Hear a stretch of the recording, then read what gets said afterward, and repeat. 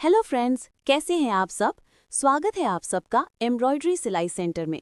आज के वीडियो में हम सीखेंगे कि कंप्यूटर डिज़ाइन कैसे बनाया, इस डिज़ाइन से एक खूबसूरत बेडशीट कैसे डेकोरेशन करेंगे। तो चलिए शुरू करते हैं स्टेप बाय स्टेप पूरे प्रोसेस के साथ।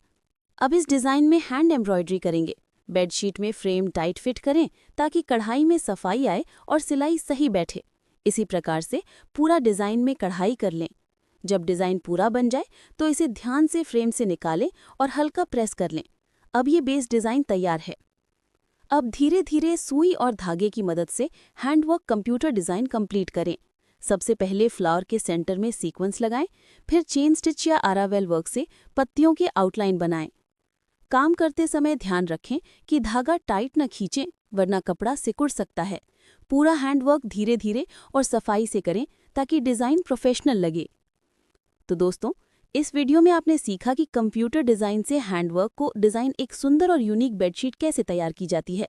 अगर वीडियो अच्छा लगा हो तो लाइक, शेयर और सब्सक्राइब ज़रूर करें। कमेंट में बताइए कि अगला ट्यूटोरियल किस पर देखना चाहेंगी, पर्दे का डिज़ाइन, कुशन कवर या शादी सेट डिज़ाइन। मिलते हैं अगले वीडियो में। धन्यवाद।